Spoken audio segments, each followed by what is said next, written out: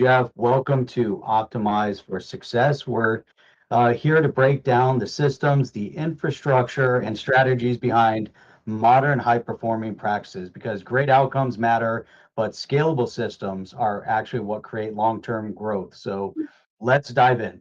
Now, most medical practices are built around one person, typically the doctor, the operator, the founder, but eventually every successful practice can hit the same wall. Growth can slow, operations can get a bit chaotic, quality can become harder to maintain, and then the business becomes dependent specifically and strictly on the owner. And that raises a huge question for the future of healthcare. Can you actually franchise a medical practice? Can you take a successful clinic, a longevity center, a med spa recovery practice, or a cash pay optimization model and scale it into something bigger than just one location? Because the practices winning right now aren't just delivering treatments, they're building systems for patient experience, systems for retention, systems for recurring revenue, systems for operational consistency. And today we're talking about what actually makes that possible. Today we're joined by Justine Phillipson from Signature Franchising. Justine, welcome to Optimize for Success. Hey, Jeff, thank you so much. And thanks for inviting me. I am so excited to be here. Yeah, I'm glad to have you here as well. Um, Justine, let's start this simple. When people Okay. hear franchising in healthcare, most would immediately think that could never work. What are they actually missing out on? What are they missing in that thought process? Well, big question. I'll give you an overview answer. Healthcare probably started franchising with Rexall Drugs in 1908. But when you look at the reports, the recent reports, franchising within the medical field, and that is across the board. So that would be your dentists, your, everything, physical therapists, dermatologists, whatever, um, physical therapies, and virtually any healthcare service. They total just over 25% of all the franchises in the United States. So, and what happens is a lot of people really don't realize that the practice that they're going to is actually a franchise. Hmm. So, it from that component, from that, perspective, um, yes, a practice can very easily franchise their business, and it helps. It helps with those systems. It helps when you have more than one unit within a system. It gives you power, and I think that it could be extraordinarily positive. We're seeing a huge growth in a couple of areas. One of them is the area I believe that you're in, which is physical therapy type, longevity and, general health practice. That one's become extraordinarily popular. I have a number of clients, as a matter of fact, in that field working right now. The other thing is dermatology. Dermatology is just exploding. Well, let's Um, try to keep this a mhm, little bit mhm, macro for the moment before we get into the mhm, specifics. I want to look at, we have practices, they're thinking about how do they scale, where are they going, and again, going from that individual practice into a franchise, maybe turning their successful practice into a franchise, or a provider that's looking to open and says, well, maybe he's better off joining up with a franchise. What would you say that uh, franchising is actually bringing to the healthcare space? it's actually bringing some organization. And, as you pointed out in your opening, having that streamlined system, and it costs a lot of money to develop that. So the person who already, or the practitioner, I should say, that already has that system in place is ready to bring on franchises. It brings in revenue for them and it increases their brand. And, branding is everything. Right. For someone who is maybe fresh out of school, or is tired of working for someone else and they want to start their own, they come on as a franchisee because somebody else has done all the trial and error. They're coming into a system that works, and we know that it works. We don't use the word proven because proven is too objective. But if a system is working and people are happy, and the clients, the patients are happy, and the staff is happy, hello, Right. we've got a good thing. Yeah. Would you say then it's fair to say that most practices become operator dependent They outside of can. franchising? Yeah, they really can. And, a lot of times as business owners, regardless of what it is that you own, we've been kind of programmed into doing some of our own quote unquote administrative type work and stuff like that. And so the overload on the practitioner is tremendous. And when they get franchisees in, I know it seems like awkward to think about, but it actually becomes easier. You do have the layer of watching and answering the questions of the franchisee.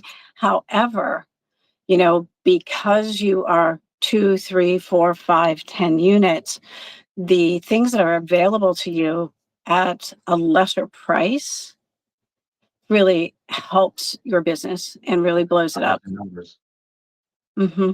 from a single operator to a multi-practice. And we see that around the country where you'll have practices that are insurance based or cash based, where they grow, they're corporate owned. We'll see Hmm. individuals or small groups that own multiple locations in a region. And it looks Hmm. like, from appearance, as you look from the outside in, looks like there's power in numbers. Does the franchise then take that to a different level? Or are they then having, is it easier to have a national contract? What are some of your experiences since we are, kind of walking Well, down the path? that- yeah, a national contract in one way is kind of difficult because you got a lot of systems that are more regional. There Right, are some that are national, but for the most part, they're more regional. So, you're looking at, doing regions maybe, or groups, in certain areas throughout the country. Sorry, I talk with my hands a lot. Um, but yes, you can make those contracts very easily. And there are some things, there are some companies that are that cover a lot of space and territory that, like you- as a franchisor, you would look for areas where the population is in need of your service. So let's just say, for instance, that you are a service that picks up, that does medical transport. When you view the area that you're looking at going into, you're going to look and see how many assisted living type facilities are, how many dialysis centers, how many physical therapy centers, blah, blah, blah, blah, blah, and see where that is, because that's where you're going to want to be. And even if there's 10 other people in there doing it, that means that you hit the hot spot. You don't want to run the other way. So, some of it, like I said, it's really almost on a case by case basis. You can make regional contracts, but in order to make a regional contract, you, there has to be a system that is doing that. And I know some of the insurance companies are doing that, but again, it's on a case by case basis, and it's hard to get in with them. And then the question is, are you going to get paid? right. Because now you're sharing. So, sometimes you're better off in a regional mindset, and just pockets of regions, and a lot of times it might take more than one franchisee to service an area. Like Atlanta is a very huge, and with traffic beyond belief. So Atlanta is probably going to be able to hold more franchisees regardless of what your business is. Yep. But the advertising is going to support the entire area. Okay. Why do you think more healthcare businesses, or are more healthcare businesses beginning to explore franchising versus just corporate growth and corporate expansion? Absolutely. It's expensive. Bottom line, it's all about the money. Yep. It's a lot easier to be a franchisor and be kind of the leader, which one of the things that we say, and everybody has a choice, but a lot of times when you become the franchisor, your role changes. So if you really like to be a practitioner, then you might bring on someone to help you manage the franchise. If you've been doing it and maybe you're looking at it from an exit strategy. So maybe you're in your 50s and your hands are tired, from rubbing and doing and everything else. Maybe you really are looking forward to going into more of a administrative role and dealing with the franchisees. From the franchisee perspective, it's just easy. They walk in, the systems are there, they know what POS systems they use, they know what equipment to buy, they know what boom, boom, boom, here's the list. And the best part about it is the FDD, which is the document that the Federal Trade Commission it's mandatory to have and present when you are a franchisor to a franchisee. It is the agreement and the contract. And let's say you need an SBA loan. They see that as the business plan, because contained within that FDD is your expenses, the pre-opening expenses and how much it's going to be for the first 3 months. So let's say that you're a little strapped financially. You don't have that, you don't have all the money to be able to open your unit, whatever it is. Some some units, the equipment is very, very expensive. Some it's not, but regardless, the SBA now will actually loan money less than $100,000, to a business owner. So, it works. Yeah. It's really, it. Mhm. Is it Go fair ahead. to say that um, as we look at the franchising model, and you brought up some interesting parts of healthcare that I wasn't really considering that would work in franchising, and that could be the medical transport, where get into the franchise because they have the systems in place, Mhm. recognized name, and all of that. I've seen dentistry definitely scale up as Mhm. more of a franchise model look and feel. Med spas, maybe, doing the same. From a medical perspective, state specific, some states might allow a business owner to own a medical practice. Others, put some restriction on it. Like in Absolutely. Florida, you can have a business owner open a medical practice. It seems to me, and we get this kind of question a lot, is we have business owners that are looking to get into it, and normally they're going to need a medical director. There's all these components that they have to piece together. Is it uh, a legitimate or easier path than to have that franchise ownership for the business owner? Because maybe he's then looking at it to scale, where he wants to open multiple storefronts versus a Mhm. medical provider who might be looking for workflow processes and comes in, and maybe, that medical provider can only operate at one location, or he's thinking Well, about it more that, from a yeah, scalable perspective as well. Like, what do you see more of? Are you seeing more it, business owners that are more savvy into, I want to scale into medical, or are you seeing medical providers that are doing the same? Like, what would you say the I, breakdown is? I actually see it both ways, Jeff. And usually, the business owner, it's usually not one person. Okay, yep. They're usually like a group of 3 or 4 individuals that have decided that they want to, invest. And again, it just depends a lot of times what their long-term strategy is. I've seen a lot of people from like mid 40, up into their 60s that are part of these groups. And they are like, here, let's do this, and they put it together. The medical provider, doesn't have to come up with as much money, et cetera, et cetera. And, there's a whole structure built. So we see a lot of that, actually, a lot of that.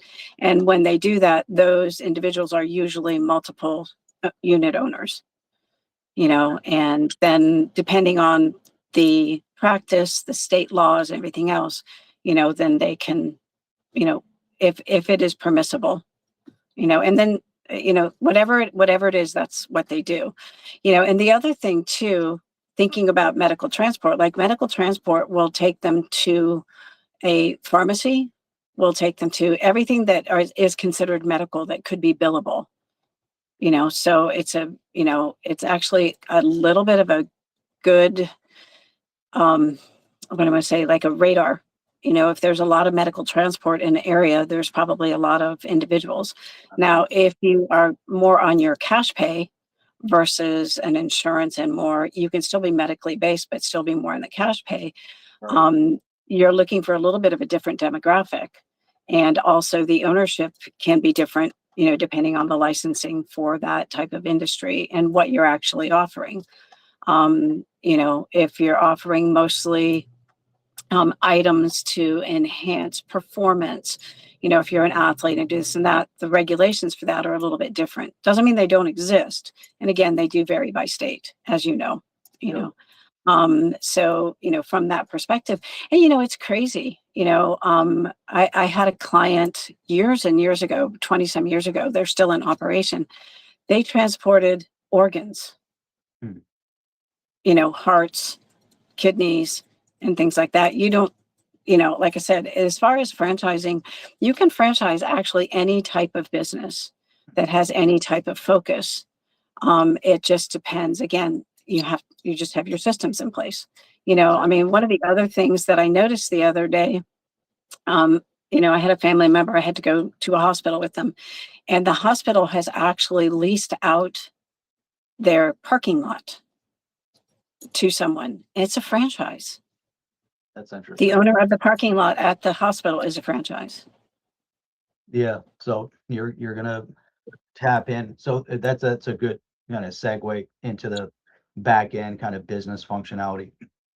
To ask a really poignant question, why is it that some practices scale and others don't? So if we really dive into that idea, and scale Mhm. could be multiple practice, multiple location. It could be scale from a small facility, and I've seen the growth where someone Ah, starts in a 2,000 square foot, and all of a sudden they're scaling up to 8,000 plus. And there's all sorts of different in between scenarios, sure. multiple locations, and purchase. But why is it that some practices scale and others don't? What is, if you think about some of the leading causations of stagnant growth to those that are growing and expanding, uh, is there something that's missing, a missing element within the practice that is finding it difficult to expand, finding it difficult to scale, and that all that ends up falling back on one provider, one operator carrying the weight of the practice and not able to step away? Yeah. What are some of the And critical sometimes I think elements? actually, I think you brought out probably one of the very best points is that they're overwhelmed with what needs to be done. And it, I think a big thing is what's their goal? Is their goal to just expand this practice? Is their goal, to be comfortable? Is their goal? And a lot of it really comes down to something personal, Jeff. You know, what their goal is and how much they're willing to work and, what they're doing. I have one client that they had small children. And when they started franchising, they kind of scaled back on the franchise component till the kids got to school. Now that the kids are in school, they're blowing up, so it became a time factor. So, you've got that component as well. And that wasn't really even of the business, that was in their personal life. So, all those things have to kind of be in play, you Yep. know. And sometimes being willing to bring someone in to help you, Mm. you know. We all know in business, the smartest business people hire people that are smarter than them for whatever area they brought them in. Yeah. So you've got to be willing to let go of some of that control, to be able to expand that business and bring it in, you know, have, good confidentialities and, and everything else in place so that, those growth ideas remain yours. And part of it too is just being in the right place in the right time. I can't really say that there's one particular item or issue because I really believe it's the leadership. It's really the leadership. And, it's again what their dream is. How big do they want to go? If working with me, that's one of my first questions I ask, my clients is where do you want to be? What not, not that, okay, where do you want to be in 5 years? No, not that. what's your long-term goal? What is it that you want to be? Do you want to be an international player? Do you want to be throughout the United States? Do you want to be the Eastern? Do you want to be, what do you want? Right. How much do you want to work? Because very honestly, I mean, I'll take them wherever they want to go. It's frightening. And how much work do you want to put into your branding, into your swag, into your merch, and what do you want to do? Do you want to have your equipment branded? Do you want to have your services branded? Do you want to be patented? Do you want to have patented equipment? You know, how big is your dream?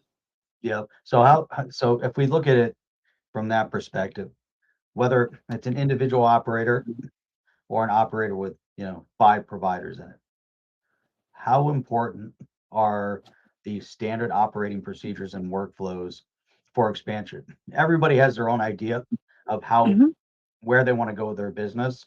And each one of these scenarios, they're all business owners. mhm, Some are going to be heavy medical focused and they're not emphasizing on the business so much. Others are medical, but they emphasize a lot on the business. And you'll see typically that growth model is a lot more significant. But everybody has their idea where they want to be, and it's okay.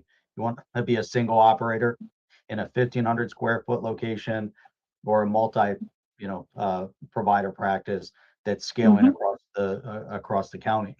It's okay. It's just a matter of if we get down to the nuts and bolts of it, regardless of what direction we're going, how important are the standard operating procedures and workflows within the practice? Well, I think whether you are an individual, whether you are huge, whether you are small, whether you are franchised or you're thinking about franchising, having some type of a manual in place, I think is critical. Obviously, having those systems in place, some of them are driven by the things that you have to do. If you're medically based, there is quote unquote rules and regulations that you have to do. So they're kind of laid out for you.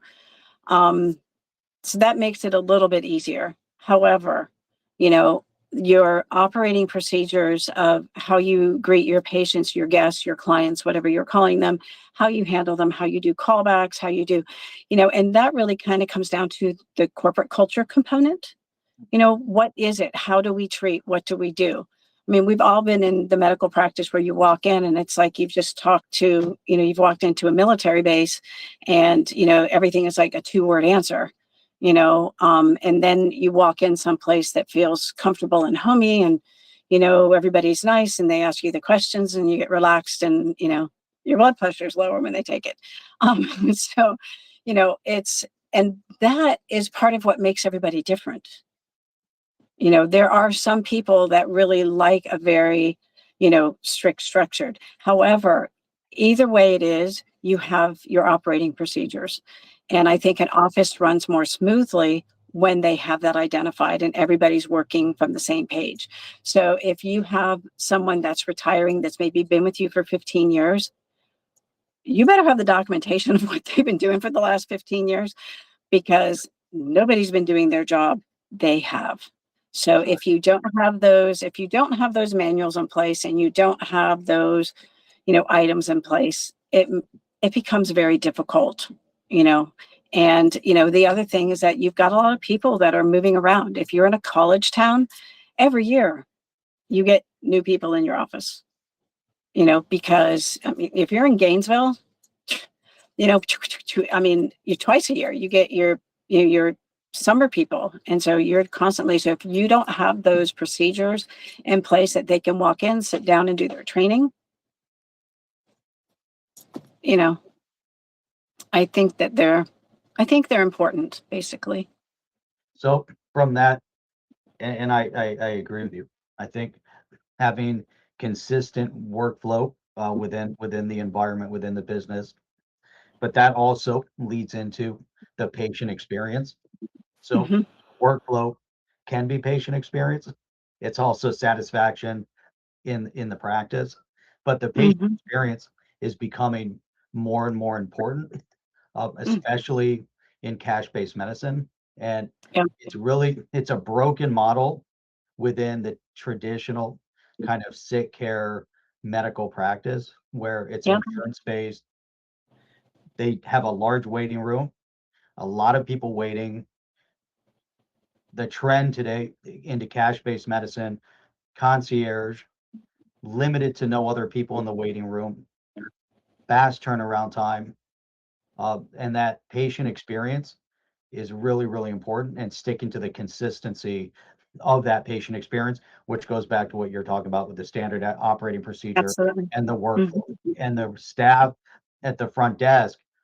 That's the front door to the business. So that It's right. expectation and experience can be really meaningful for a business, for a medical practice, especially in cash-based medicine. Do you see that there's a differentiator between, I wouldn't say all, but let's say a good handful of medical practices before they get into the franchise model, or maybe they've already got to this point, but let's say if there's one that's scaling into franchising versus one that isn't, is there a difference that a noticeable difference that you've seen in the SOPs, the standard operating procedures, the workflows, and the patient experience versus the ones Yeah. that are scaling and going into franchising?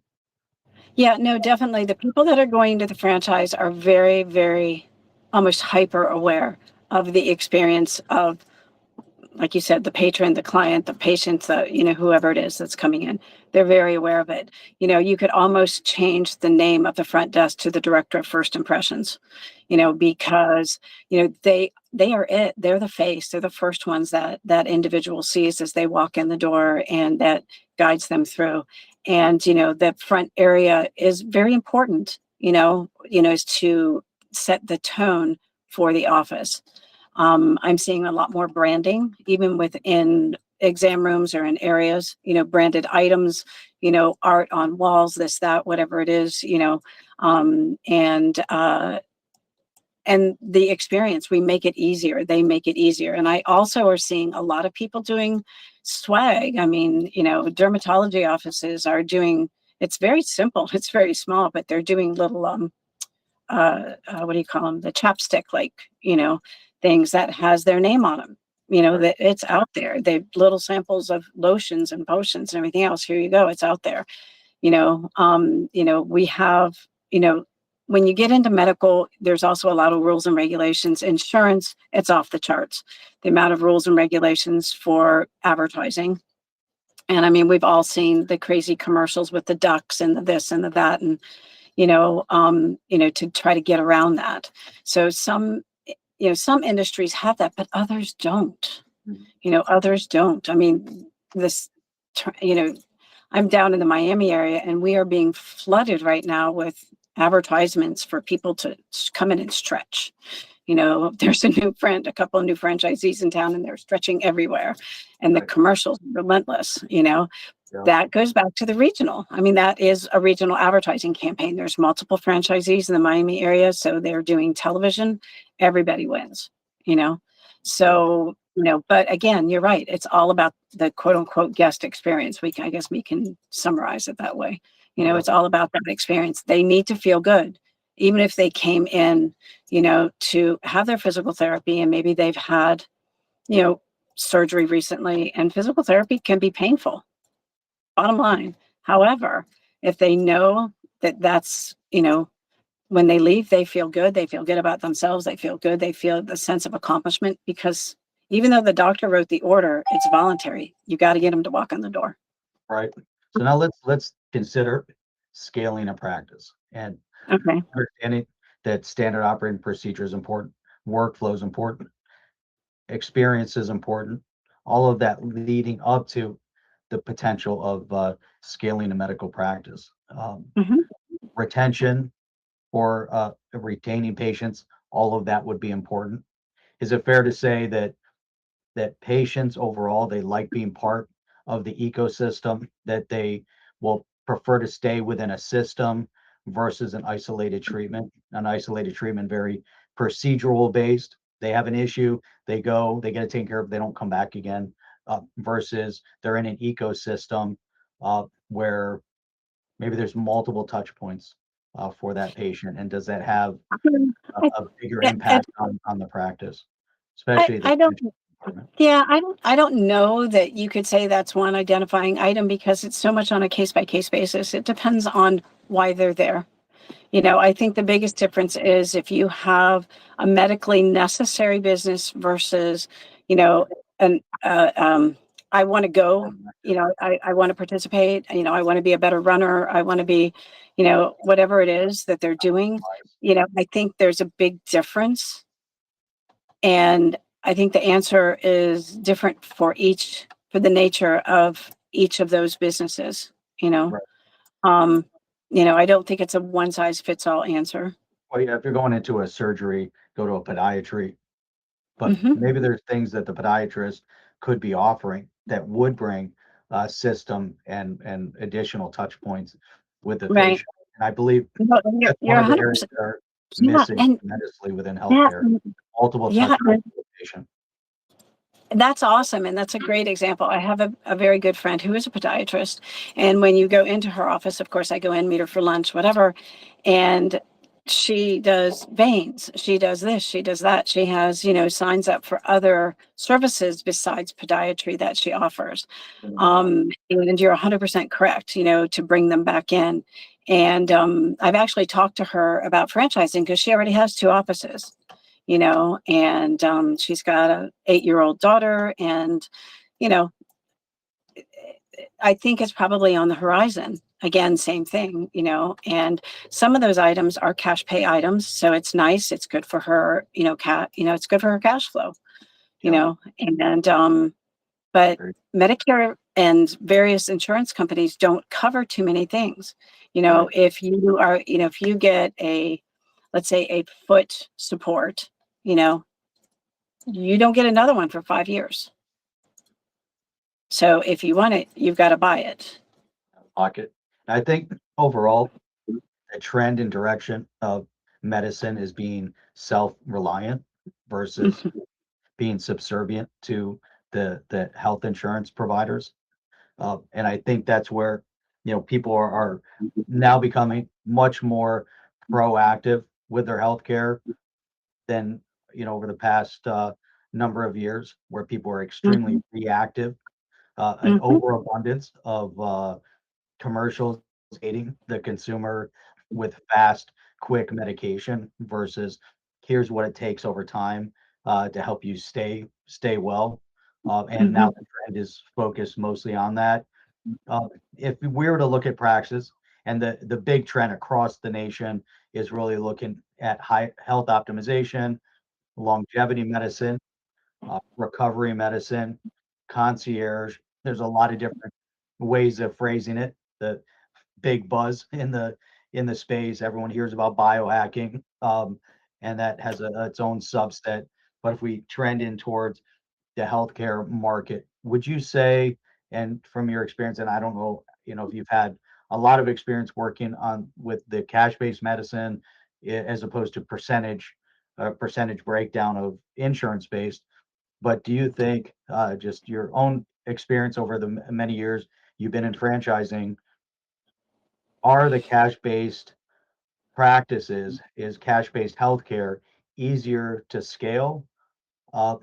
And are you seeing not just easier to scale, but would that kind of model easier to franchise as well? Scalability, yes and no. It just depends on the demographic that you're serving. I have another very good friend who's a physical therapist, and 2 years ago, she stopped all insurance and did a membership. And it's, X amount of $100 a month, and that's it. And come in and, you know, whatever. She'll take care of it. She will not take insurance at this point anymore. She said it was just crazy. It was too hard. Right. Um, and I have talked to her about franchising. And one of the things so you've got two components to the franchise with that question. Typically, royalties are either paid on the revenue, Okay. by the franchisee, Yep. or sometimes it depends. Sometimes it's per item, like, okay, royalties are paid on this, but every time you do this service or whatever, it's a separated one, which is complicated, but I've seen it. Right. And the other thing is a flat rate royalty. So when you go into your cash pay system, where you're in a cash only, a lot of times those franchisors might just do a flat rate, per month. And that way, which is really nice for the franchisee, because the franchisee is, they're doing their thing and they're doing great. They know what their So bottom line is starting out as well. they know what their bottom line is. So this is their rent, this is their, staff, this is blah, blah, blah, blah, blah. They know what it is, right? It's a little easier to plan.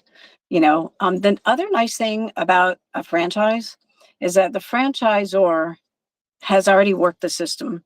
And when you're talking about scalability, there's a point where you can get too big and the expenses are too much.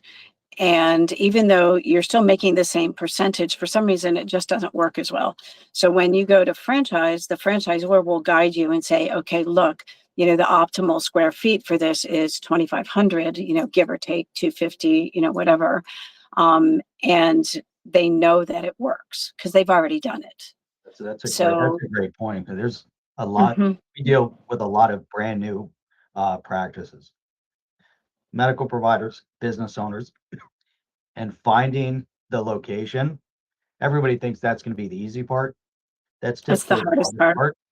And Oh, yeah. going through the lease negotiation, going through build out can be extremely challenging. And I've met Yep. over the years with and sat down with many of the medical providers that are getting into business, maybe for the first time or expanding. And the lesson that they have in engineering, architecture, planning, zoning, Mhm. permitting is on a different scale. And Oh, typically you it's would hope off the that, charts. Oh my right, it's gosh. all completely, it's a whole new education. And then the business aspect, the delays, the timelines, a lot of business owners, not just in medical, have an artificial Mhm. expectation as far as how long it's going to take. And And how it much could take money? 6 months, it could take 8 months, it could take a year. And you talk to Yep. people like, oh, we'll be operational in 3 months. Like, we haven't signed your lease yet. It's going to take you 3 months just to go back and forth with the attorneys to get your lease signed. Then you have your target build out. There's going to be a lot of negotiation in between, and the expectation that you have the right lawyers in place. Are you seeing that the franchises, and a lot of them are cookie cutter, where they say, here's how much square foot, it could be 1,800, it could be 2,500, you're going to be Mhm. somewhere in there, you don't need more, you don't want less, you have a certain expectation, a workflow. Are you finding that those that go that direction find it easier to navigate because they might have the support mechanism behind them? I know not all franchises are Yeah. equally supportive, but what is your experience, and what are some of your clients' experiences within that Yeah. space? No, you bring out a great point, because you are 100% correct. As a franchisee, when you're doing your leasing, your franchisor is never going to act as your attorney. That's Right? not their job. They They're shouldn't. never, but they are going to look at the lease and say, okay, this matches the longevity of your contract and blah, blah, blah. They look at it from that perspective. The other thing that it is required by federal law is that there's an expectation of how much they're going to spend in those first couple of months getting ready, whether it's 6 months, a year, whatever, plus the first 3 months of operations.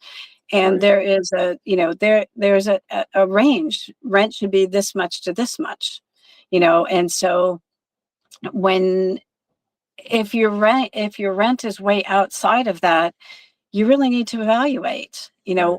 If you can't and sometimes it's because maybe you're in an upscale area, maybe you're in Coral Gables, maybe you're in, whatever, an area that is just a high rent area, and but then you're also going to charge more for your services. right.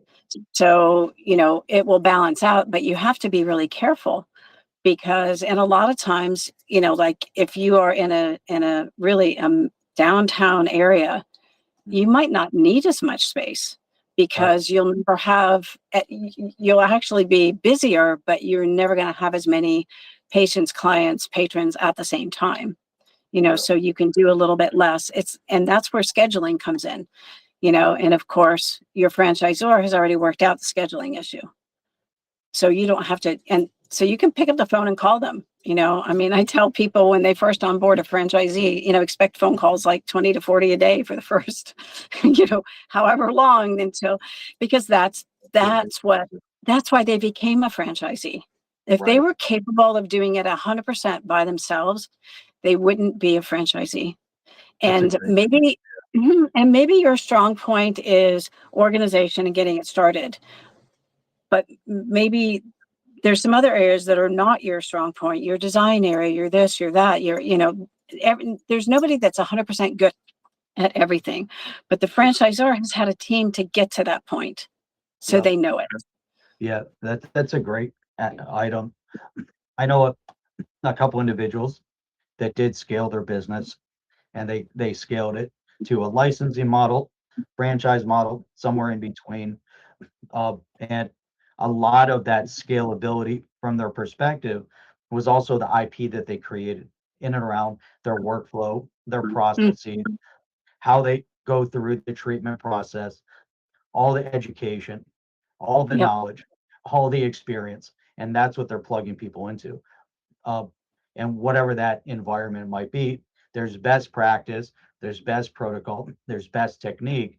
The provider can plug into an operational functional Right. model with the identifiers of all this education. The provider Right. themselves still has to educate themselves and keep growing. They can't just rely on one resource, but Right. it's definitely an easier path for them. There's also a cost involved when they do get into that environment. But it kind of brings up a point. So here's the comfort zone, different people, different comfort zones, and there's going to be a business model for them. There's maybe some misnomers, maybe some confusion uh, out there that we could help clear up. What's the difference between franchise and licensing? Licensing is when you put your name, you put Mickey Mouse on a t-shirt. You buy the license to put Mickey Mouse on your t-shirt. Franchising, there's the federal government, the Federal Trade Commission, there's three rules. Okay. And this is it. There's three rules. One, you operate under their name. Two, you teach them how to run their business. Three, they pay you roughly $650 a year or more for any reason. Or the Those franchise. three things are if those three things are present, it Yep. makes no difference what the attorney has put at the top of the document. You are a franchise. Now, here's the twist. Some of the states that document is valid for the entire United States plus all the territories. So if you end up do a franchise in Puerto Rico, it's one of the territories. That document is good. There are some states that they're called registration states that have additional paperwork. In some of those states, and California is one of them, only two of those things need to be present, and you are considered a franchise by state law. Because they Now, can be stricter than federal law. yeah, They can't it's be more yeah, lenient. they can be. They will supersede the federal law. Now, here's the crazy part. The state will come after you. If they find out that you're doing it, you don't have to worry about a franchisee complaining or somebody, coming in and saying, "Hey, I think I want a franchise," and then they're looking and saying, you know, no, the state will find you, and the state or the federal government will be the one that does the investigation, and that's pretty ugly. It's not a place you want to go. No. So there is a Is thing one called, easier than the other though? um, well, I guess what I'm trying to say is there is no such thing as licensing unless you're going into like a biz op, you know, and you following biz op laws. Now, the difficulty with biz op laws is they change by state, and in addition to all the laws associated with medical, and then to try to go to biz op too, and it's usually not that comfortable. It's much easier to do the franchise work and do it that way. One of the things talking about misnomers, one of the things that is a misnomer is how much more expensive it is for a franchisee to get into business. The Right. reality is it's really not, because that list of how much it's going to cost them to get into business, you know, plus their first 3 months of business, the only difference is the initial franchise fee. And Right. for that, you're getting the guidance to get into business. Everything else remains the same. You're Yeah. going to have to buy a sign. You're going to have to get your permits. You're going to have to pay the attorney. You're going to have to pay the architect. You're going to have to do the remodel. All those things are still present. And the thing is, and that's what I'm saying. In one way, there's not a lot of difference becoming the franchisee, because the franchisor, whenever possible, will make arrangements with the vendor, and they will try to get a discounted rate for that vendor, or some kind of, special for a franchisee working with that vendor. That's what franchisors do. So maybe a piece of equipment, is $15,000, but, the franchisor has called ABC company and said, hey, look, blah, blah, blah, blah, blah. I'm going to be franchising out. And so now they can get that piece of equipment for, 12.5 instead of 15,000. And so that makes paying that initial franchise fee, it's just a little bit easier, because you're actually there's benefits. You come into the POS system, if you are the first time user to get into a POS system, there's all these setup fees, there's all this, that, all those are mitigated, because now you're adding yourself into an existing system. So the reality is if you look at that bottom line of how much it costs to get into a franchise, if you are opening a business, pretty much expect it, because it's not going to change. Now maybe you might not come in as strongly. Maybe you might come in and say, okay, I'm going to start, you're a physical therapist, I'm just going to start with, 2 or 3 beds and this and that, and it's kind of sparse. Yes, you can start on a shoestring. In order to start on a shoestring, you have to have the financial wherewithal to be prepared for that, because it's going to be a long time till you see a profit out of that unit. You've got to keep buying equipment. I mean, you're constantly upgrading, constantly. So it's really hard to, and you see all those people, I don't know if you ever watch Shark Tank, but you see all those people like, oh, well, I haven't really taken a check. We're reinvesting everything back into the business. So, bottom That line is, definitely is the reality. the reality is, like I said, licensing is, you want to put a picture on a t-shirt, you want to put a picture on this, on that, whatever it is, you purchase a license to use that. We all do it every day. You go into the photo app, the photo sites, and you want to use this picture of, the little girl at the beach or whatever it is, and you buy the license for it. And you buy the license based on your use. If you're just going to put it in a brochure that less than 1,000 people see, you can probably get it for $15. But if you're going to put it on your website and 1 million people are going to see it, you're going to pay more for that license. Yeah. The confusion comes in is within the franchise document. Within the document, you are actually licensing the franchisee to utilize your name, to utilize your systems, to utilize all those things. You are licensing them to do that for the duration of that contract. And I think that's probably where the confusion comes in, Yeah. because And as that's lay across the people, board. yeah, as lay people, it sounds the same, you know, Exactly. That's definitely what I've seen. But that's not just in the medical space. That's across the across the board. board. Yep. Hmm. There's a That's lot of across the board. confusion out there. Terminology Hmm. is important. Understanding the dynamics is really important. Um, yeah. And just kind of to expand a little bit more, and some actionable, if we look at actionable takeaways, uh, Hmm. from an operator perspective, you're thinking, hey, this is great. I've got the model, I've got the standard operating procedure, I've got everything. I want to expand, I want to scale. What Hmm. are the first 3 things? If we just condense it, your top 3. Obviously, there's a lot more than 3. Top 3 things that an operator should do if they want to scale. Be organized. I like that. Yep. I would say it's the number one thing. Be organized. You know, have a clear direction or clear goal, Yeah. and then bring your support team and share that with them, and you will scale. It will happen. That's great. Those are important points. And Hmm. making sure the Yeah. team's with you.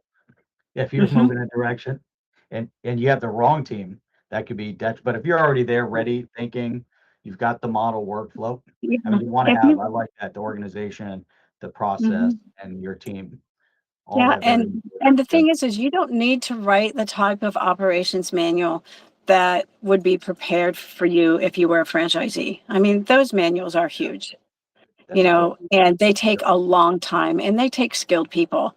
Forget it. There's no such thing as going to AI and having them write it. It doesn't work.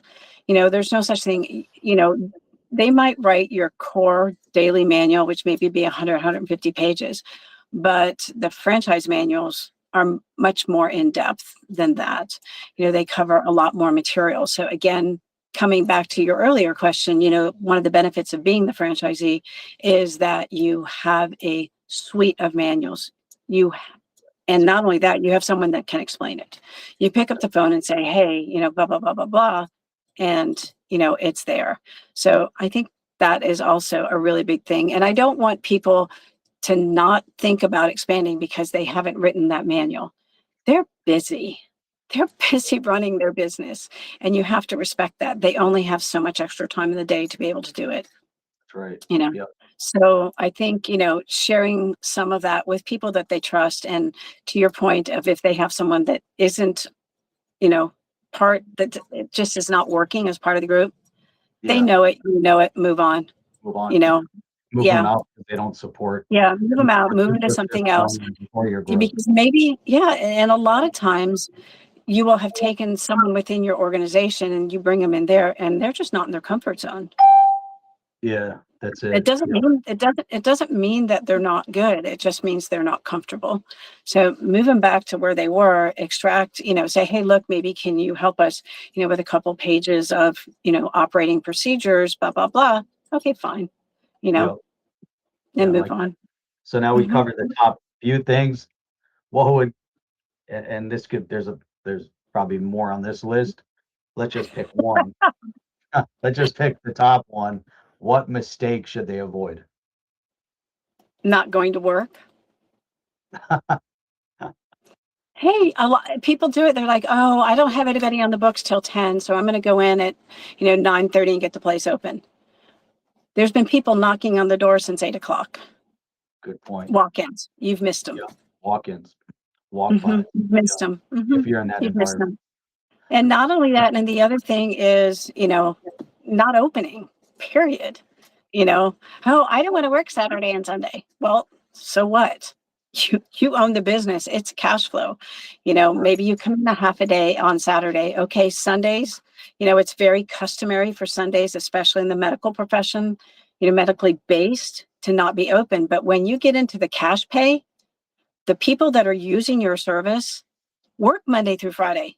Yeah. And So if work all. you're not open on Sunday, you've lost a whole cash pay day. So it's going You to had be to on a, sacrifice a day. Monday, it's going your to be on a sacrifice case. day. Excuse me. I'm sorry. Said if you have to sacrifice a day, Monday could be your sacrifice day.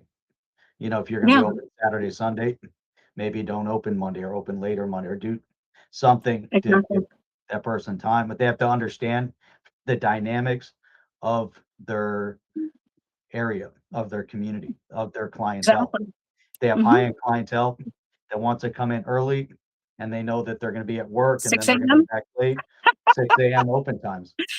Yeah. It's the reality, Yeah, right? 6 a.m., and maybe there's absolutely no one there for, at lunchtime. So, doing something that, being closed for lunch from 12 to 2, Yeah, fine.